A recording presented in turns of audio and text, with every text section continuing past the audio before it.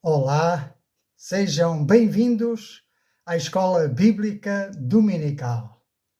Esta é a lição de número 15 e nela vamos falar acerca da jornada do crente, desde o chamado à consumação. Por ser um assunto demasiadamente importante e um pouco longo, iremos dividir esta lição em duas partes. Iniciaremos hoje pela parte 1 e no domingo seguinte concluiremos com a parte 2. Nesta lição vamos então ver o que é a jornada do crente. É como um ciclo completo de transformação até chegar à glorificação.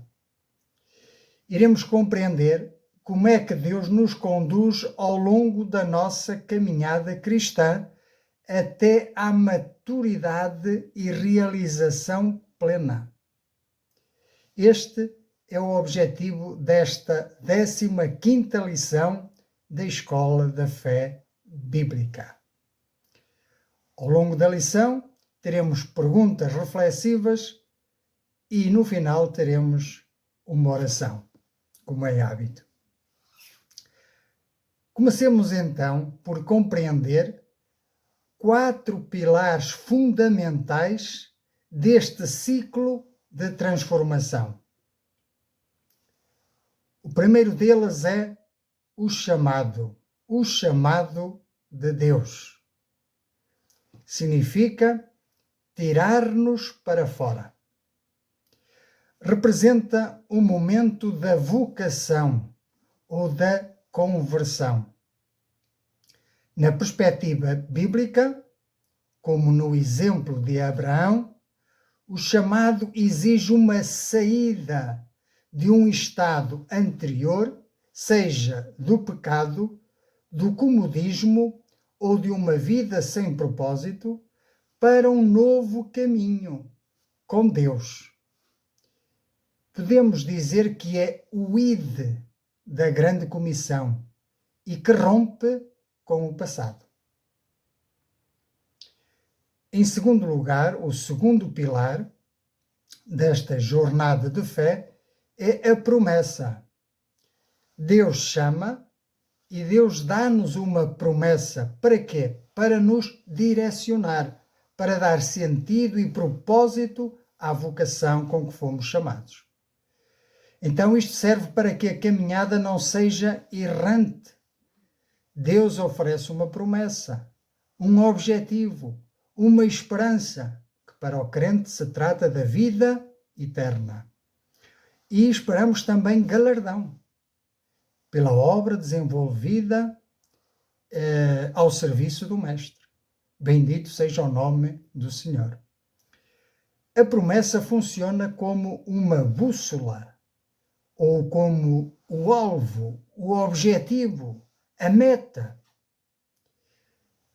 Ela dá sentido ao movimento, impede o cristão de ficar parado, impede-o de se desviar, mantendo o foco no que está por vir, correndo a carreira que nos está proposta, sem nos desviarmos do alvo.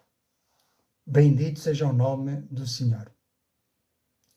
Em terceiro lugar, ou o terceiro pilar deste ciclo de transformação, temos o processo. E durante o processo, o nosso caráter vai ser moldado.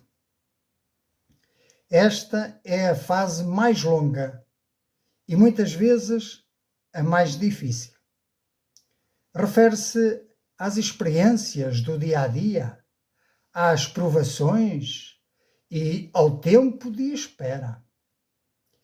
É durante este percurso que as arestas da nossa personalidade são aparadas, são limadas, gerando frutos como a paciência, a humildade e a integridade.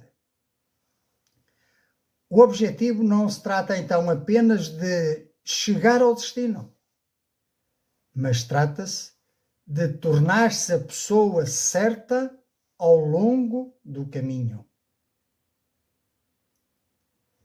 O quarto pilar deste ciclo de transformação vamos chamar de graça. A graça de Deus. A graça soberana. Essa graça é o que nos sustenta na nossa perseverança. Aquilo que nós já aprendemos em lições anteriores, de que Deus preserva, mas o crente persevera. Então, como a caminhada é exigente e o ser humano, nós, somos limitados, a força própria não basta, não é suficiente. E não é por aí o caminho. O caminho é o caminho da graça. A minha graça te basta, disse o Senhor ao apóstolo Paulo. Portanto, a graça é o auxílio divino, constante, que impede a desistência. Por isso precisamos viver na dependência dessa graça. Porque na medida em que nós nos tornamos mais dependentes, maior se manifesta a graça de Deus em nós. Na medida em que nós nos tornamos independentes, estamos a dizer a Deus que não precisamos da sua graça. E começamos a agir pelo esforço humano, e é certo, sabido, que a consequência virá a seguir. Aquele que semeia do Espírito colherá. O que semeia da carne também ceifará.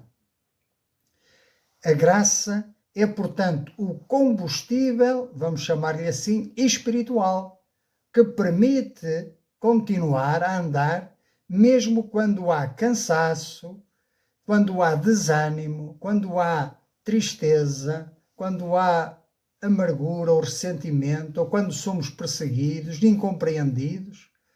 Então a graça é o que nos ajuda, nos sustenta, nos garante que se chegue ao cumprimento total e definitivo, ou seja, a glorificação. Esse é o fim último, é onde se realizarão as promessas de Deus.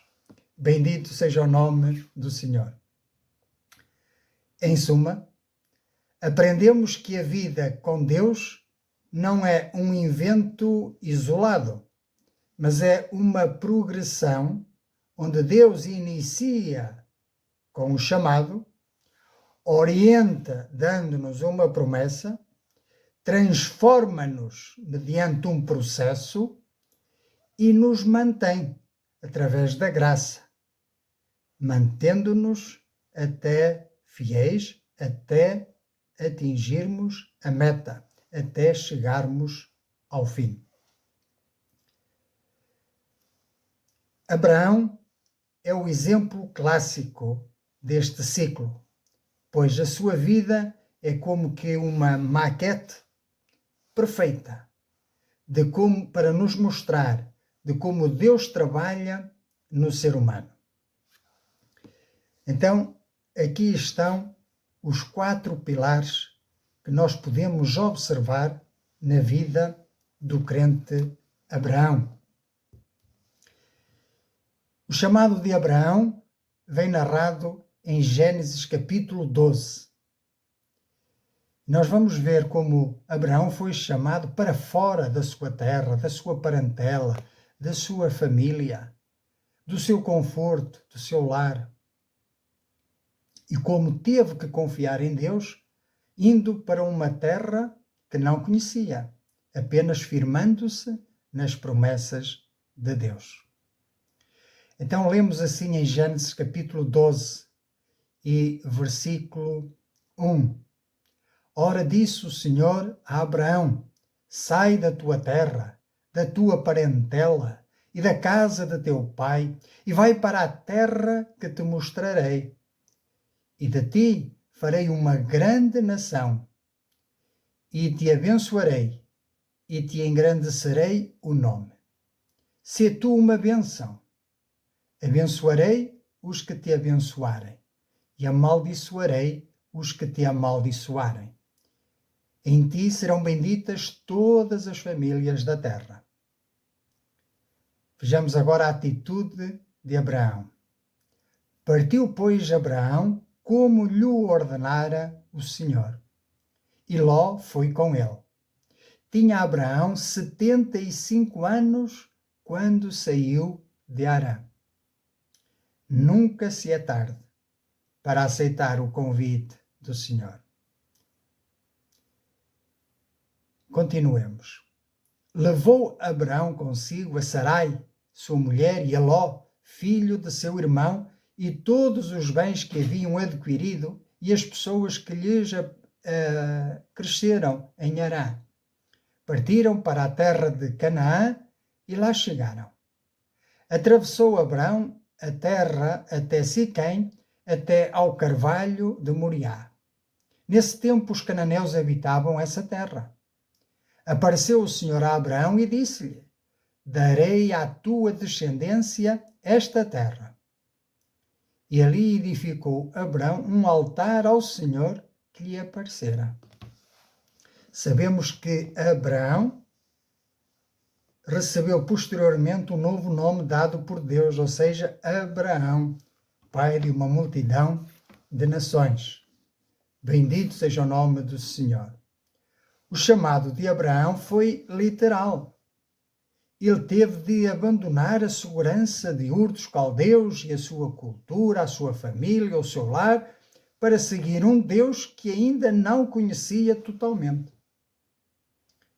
Isto serve também para nós. Ainda que nós não conheçamos a Deus totalmente, podemos confiar na sua palavra. Em segundo lugar, vemos que lhe foi dada uma promessa. Para quê? Para lhe dar direção, para ele não ir à deriva, saber qual era o seu destino. Deus não o tirou de casa para o deixar à deriva. Ele deu-lhe um rumo. Far-te-ei uma grande nação, e em ti serão benditas todas as famílias da terra. Esta visão de um futuro com descendência e terra foi o que manteve Abraão a caminhar por décadas, mesmo quando o cenário parecia impossível. O mesmo acontece conosco hoje. Alguns têm as promessas de Deus por tardias, mas não desanimamos. Persistimos na obra do Senhor. Em terceiro lugar, o processo. O processo trata-se de moldar o caráter. Abraão esperou 25 anos entre a promessa e o nascimento de Isaque. E nesse intervalo, ele teve falhas. Nomeadamente, mentiu sobre Sara no Egito, dizendo que era sua irmã. Tentou ajudar a Deus, conhecendo Sara, sua escrava, num acordo que fez com Sara, sua esposa. Mas também aprendeu a confiar. Não foram só erros. Assim é na nossa vida. Devemos admitir que erramos, mas certamente há em nós também boas decisões, boas atitudes, boas escolhas. E este processo moldou-o e tornou-o de um homem inseguro até ser pai, o pai da fé, pai de multidões de nações, maneiras que ele agora é a referência para os cristãos. Culminando no teste máximo, no Monte Moriá, quando Deus lhe pediu que sacrificasse o seu único filho, o filho da promessa. E ali Deus provou que amava mais o dador do que a própria promessa. Bendito seja o nome do Senhor.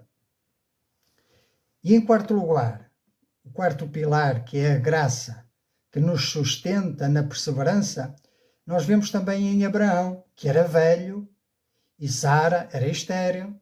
Humanamente a jornada teria parado ali, mas foi a graça que o sustentou quando ele creu contra a esperança, conforme nos diz Romanos capítulo 4 e versículo 18.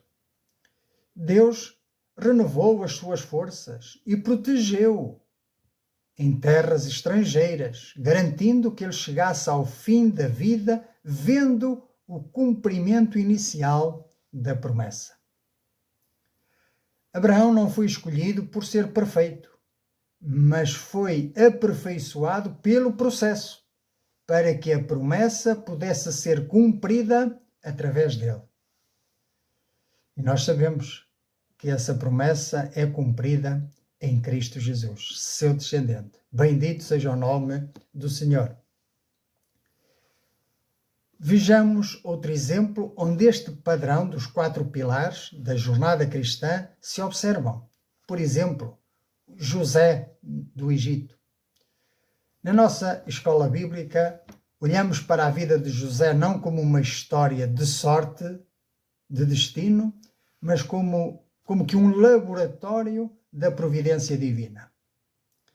Então, vamos analisar como é que estes 4 pilares se manifestam na vida de José, o filho de Jacó.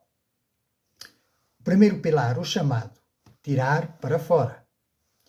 Em José, o chamado veio através de sonhos. Vemos isso em Gênesis capítulo 37.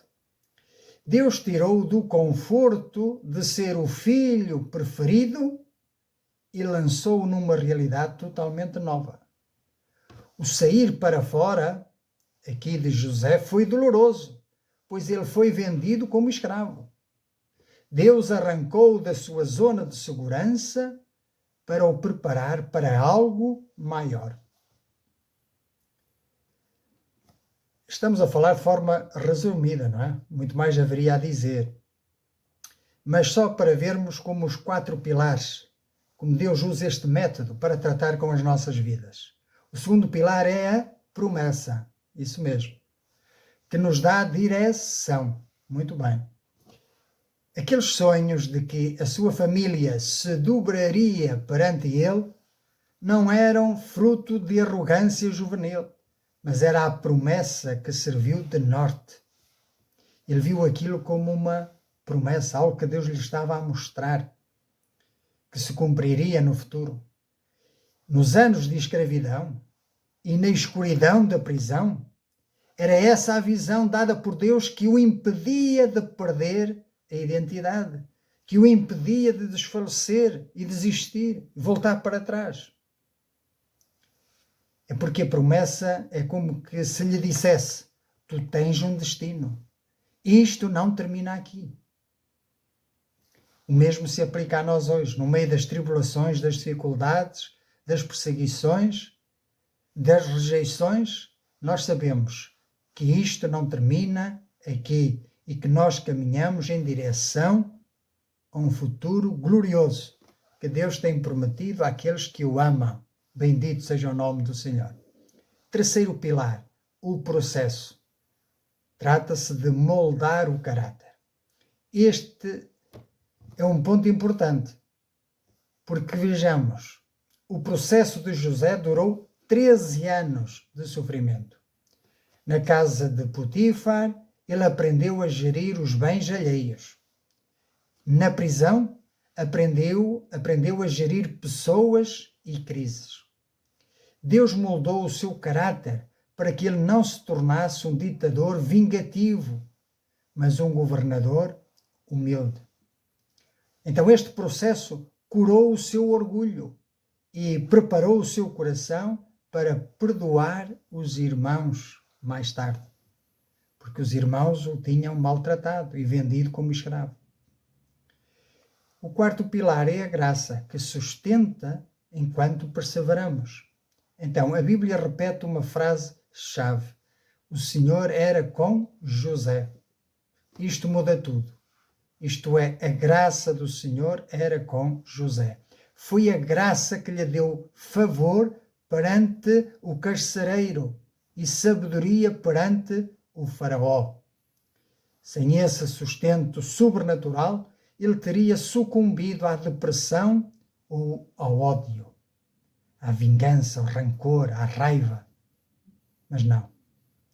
A graça permitiu que ele resistisse à mulher de Potifar e esperasse o tempo certo de Deus. Sobre o pouco ele foi fiel, sobre o muito Deus o colocou, pois ele se tornou o governador do Egito. A segunda pessoa a seguir ao faraó era José do Egito. E através dele, Deus abençoou o seu povo. Observemos que quando José finalmente chega ao cumprimento total, ele não diz, eu consegui, finalmente eu venci. Mas o que é que ele diz? O que é que ele disse aos irmãos? Em Gênesis capítulo 50 e versículo 20, vós bem intentastes mal contra mim, porém Deus o tornou em bem.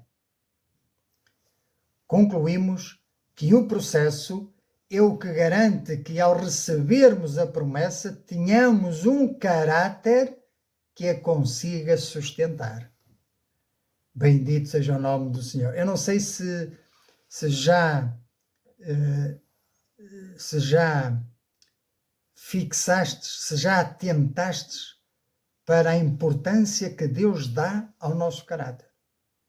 Portanto, durante a nossa jornada de fé, Deus quer trabalhar com o nosso caráter para ser semelhante ao caráter de Cristo, ao caráter do Mestre, para que a imagem de Deus seja formada novamente em nós, porque a imagem que nós tínhamos de Deus foi perdida lá no Jardim do Éden por causa do pecado da desobediência.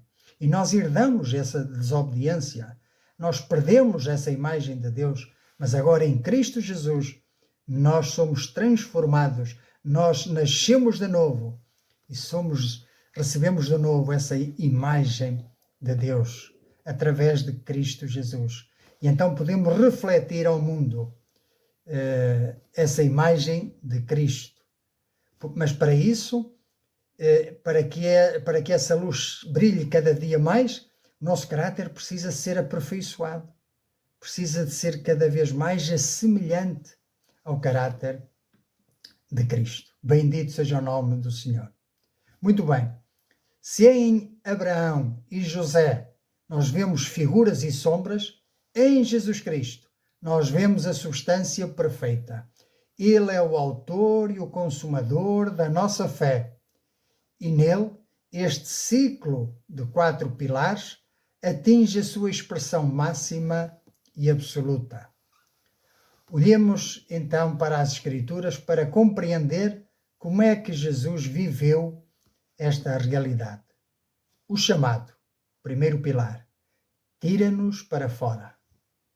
No caso de Jesus, já pensastes o que significa sair para fora? É isso mesmo. Ele deixou a glória que tinha junto do Pai para encarnar, para se fazer homem no meio do seu povo. Ele saiu da glória que tinha com o Pai antes que o mundo existisse, conforme nos diz João, capítulo 17 e versículo 5.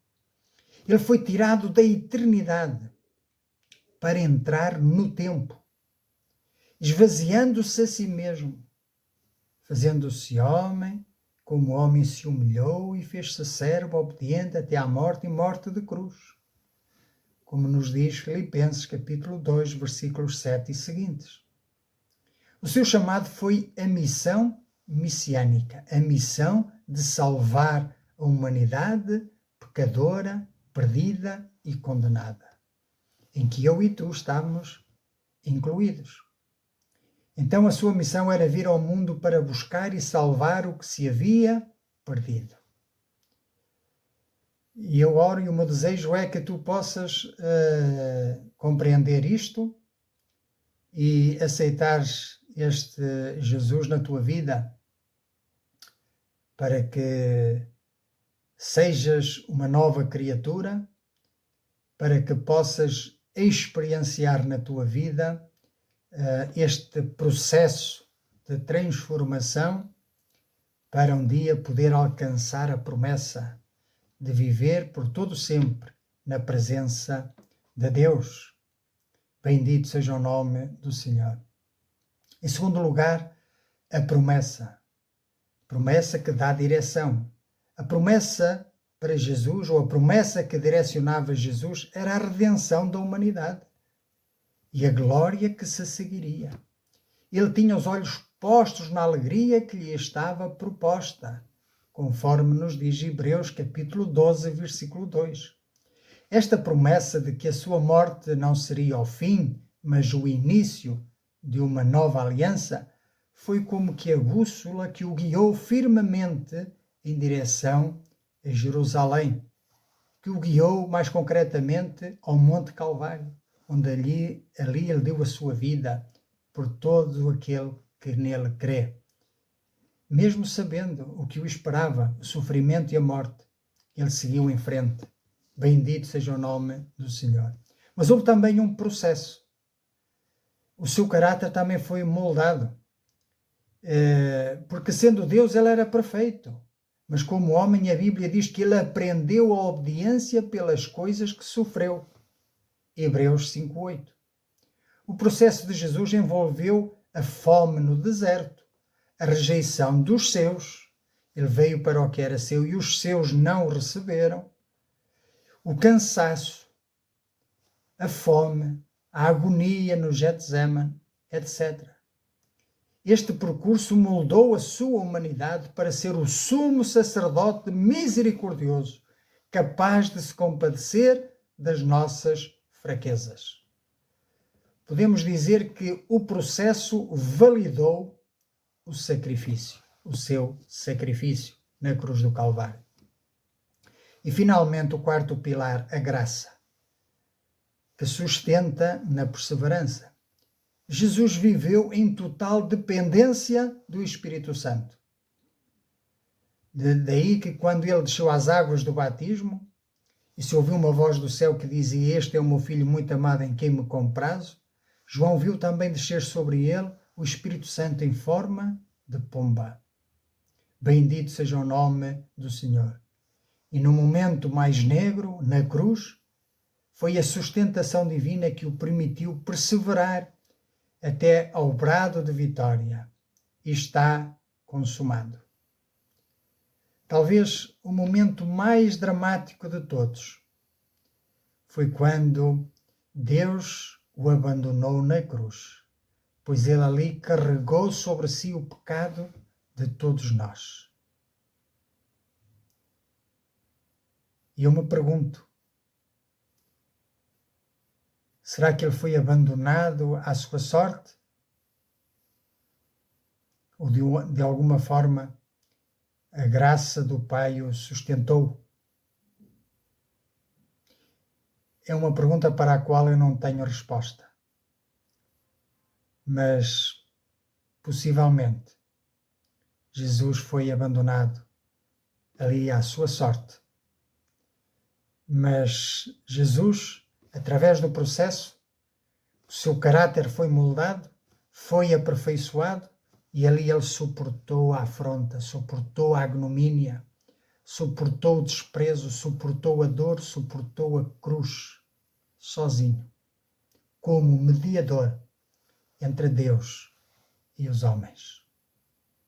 Ao contemplar este Jesus, cada vez mais nós nos devemos render a Ele, em admiração, mas em obediência sincera, completa e absoluta. Ele merece todo o nosso amor e dedicação. Bendito seja o seu nome. A morte não o pôde reter, porque o processo foi concluído com perfeição e a graça de Cristo triunfou sobre o pecado. Foi aqui, na ressurreição, que o cumprimento total e definitivo se deu, na ressurreição. Agora Cristo é a nova vida que nós precisamos e é a graça de Cristo que nos sustenta. Bendito seja o nome do Senhor. Cristo disse ao apóstolo Paulo: "A minha graça te basta." Observemos que Jesus percorreu o caminho primeiro para que nós pudéssemos percorrê-lo nele, não sozinhos, não por nossa iniciativa, não segundo a nossa direção, mas é nele. Ele não nos pede para fazer nada que ele próprio não tenha vivido com excelência. Concluímos então que o telestai está consumado de Jesus na cruz é prova de que o processo de Deus na tua e na minha vida também terá um cumprimento total, completo. Bendito seja o nome do Senhor. Precisamos entender agora então como é que a promessa e o processo funcionam na prática, na nossa vida, no nosso dia a dia. Promessa e processo não são inventos isolados, mas são como as ferramentas, como um cincel e um martelo que Deus usa para esculpir o nosso caráter. Em primeiro lugar, a promessa é como que uma âncora que firma o caráter. Não quer demais lembrar, repisar estes conceitos e funciona como que um resumo da lição de hoje, não é? A promessa é como que uma âncora que firma o caráter do crente. A promessa, seja a vida eterna, o cuidado de Deus ou um propósito específico, funciona como o norte. A direção, aponta para a direção. Então o que é que faz? A promessa impede que o nosso caráter se desintegre perante as facilidades que o mundo oferece. Se eu tenho uma promessa de Deus, e nós temos uma promessa de Deus, a promessa da vida eterna e a promessa de reinarmos com Ele, por toda a eternidade, bendito seja o nome do Senhor, então se eu tenho essa promessa, eu não preciso de atalhos desonestos para chegar onde Ele disse que nós chegaríamos. Basta continuar a perseverar. Então, essa promessa vai como que atuar em nós, na nossa fragilidade, e levar-nos a perseverar, a sermos fiéis. O caráter do crente é então moldado pela convicção de que Deus é fiel para cumprir o que disse. Isso livra-nos da ansiedade e da manipulação e guarda-nos neste tempo de espera, enquanto aguardamos a sua segunda vinda, enquanto aguardamos o cumprimento das suas promessas. Durante o processo, há como que um fogo purificador que vai purificando o nosso caráter. Se a promessa nos dá o destino, o processo é o caminho. E o caminho raramente é plano. E nem sempre é em linha reta. Então, o processo revela quem nós realmente somos. Dentro das quatro paredes e quando estamos sob pressão. É no tempo de espera, como os 25 anos de Abraão ou nos 13 anos de José, que as nossas impurezas, o orgulho, a impaciência, a autossuficiência vêm ao de cima. E é aí que eles precisam ser trabalhados. É nessas alturas. Então Deus usa o processo para substituir a nossa natureza pela sua, transformando-nos, renovando a nossa mente pela sua palavra. Olha o que diz Tiago no capítulo 1. Meus irmãos, tende por motivo de toda a alegria o passardes por várias provações, sabendo que a provação da vossa fé, uma vez confirmada, produz perseverança. Ora, a perseverança deve ter a ação completa para que sejais perfeitos e íntegros e nada deficientes, ou não faltando em nada. Sem processo, a promessa recebida precocemente destruiria o homem, pois ele teria o ter, mas não teria o ser para sustentar a bênção. Deus primeiro precisa de nos preparar para essas bênçãos que são prometidas para nós, que olho não viu, nem chegou aos nossos ouvidos. Agora, é preciso haver aqui um equilíbrio entre ambos, entre a promessa e o processo. Porque se houver desequilíbrio, não passaremos de crentes mimados e imaturos, crentes carnais, meninos em Cristo, que veem Deus como um mordomo, aquele que vem só para satisfazer os seus desejos, os seus apetites carnais. Não. Precisa de haver um equilíbrio e uma maturação, uma maturidade. Porque se continuar a haver desequilíbrio, também o que é que vai fazer? Com que crentes vivam amargurados, tristes e sem esperança, desanimados, e veem a vida como um fardo sem fim à vista. Então, na prática de hoje, quando enfrentas ou quando enfrentamos um problema no trabalho ou uma crise familiar, é aí que o nosso caráter está a ser testado. E a promessa diz-te: eu estou contigo. E o processo pergunta-te: vais agir na carne ou vais confiar em mim? Se escolheres confiar em Deus, o teu caráter torna-se um pouco mais parecido com Cristo, com o caráter de Cristo. E é assim que as nossas escolhas devem ser, escolhas no Espírito, para colhermos do Espírito, porque se fizermos escolhas na carne, da carne ceifaremos. Porque aquilo que o homem semear, isso colherá. Observemos então que Deus está mais interessado em que tu e eu nos tornemos, ou está mais interessado naquilo que nós nos tornamos, do que apenas em dar-nos o que Ele prometeu. Concluímos então que por vezes Deus atrasa o cumprimento da promessa apenas para garantir que o teu caráter, que o nosso caráter, está pronto para receber essa promessa. Em Efésios capítulo 6, versículo 17, nós lemos: tomai também o capacete da salvação e a espada do Espírito, que é a palavra de Deus. E em Hebreus 4:12, acerca da palavra de Deus, diz que a palavra de Deus é viva e eficaz, e mais cortante do que qualquer espada de 2 gumes, e penetra até ao ponto de dividir alma e espírito, juntas e medulas, e é apta para discernir os pensamentos e os propósitos do coração. Vemos então que é através da palavra de Deus que Ele nos vai dar, que nos vai capacitar para nós tomarmos as boas escolhas. Cabe a cada um de nós fazer essas boas escolhas. Semear no Espírito ou semear na carne. Mas a melhor dessas escolhas é render-se a Jesus Cristo, aos pés da cruz. E eu vou orar por ti e contigo, se o desejares fazer de livre e espontânea vontade.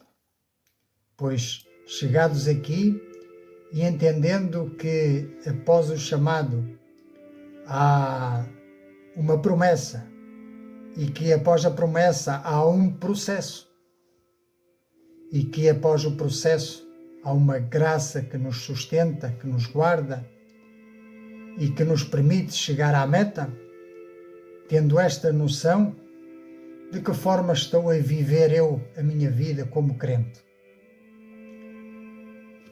Por outro lado, se ainda não aderi à fé, e compreendo agora que Deus tem promessas para cada um de nós, e que Deus tem um chamado para cada um de nós, um chamado ao arrependimento, um chamado a voltar-se para Deus, um chamado a deixar a vida velha, um chamado a confessar a Cristo como Senhor e Salvador da tua vida. Então, se este é o teu desejo, vamos juntos orar com fé, sabendo que Deus é galardoador daqueles que o buscam. Oremos então. Ó Deus e Pai, diante da tua presença, reconheço que a tua palavra é a verdade que me liberta. Senhor, eu oro também por aqueles que querem dar o passo por fé de te receberem como Senhor e Salvador. Senhor, que este coração que tem este desejo compreenda hoje que não é por esforço humano, por obras de religiosidade ou por mérito próprio que pode comprar a salvação, mas que eles possam compreender que o brado de Jesus na cruz está consumado é a garantia de que a promessa da vida eterna está ao seu alcance. Que esta alma se renda agora, confessando que Jesus Cristo é o único caminho, a única verdade e a única vida, que abandone a confiança nas suas próprias obras e repouse inteiramente na obra perfeita de Cristo na cruz. Recebe-o, Senhor. Recebe-o como filho na tua família, pelo poder do teu Santo Espírito. Oro também agora, Senhor, por aqueles que já são teus, que te conhecem. Eu oro para que fortaleças o nosso compromisso. E quando o chamado nos tirar do conforto, dá-nos coragem. Quando a promessa parecer distante, dá-nos visão. Quando o processo for doloroso, a moldar o nosso caráter, ainda que seja com fogo, dá-nos paciência e perseverança. E acima de tudo, que a tua graça nos sustente na perseverança e nos faça ficar firmes até ao fim.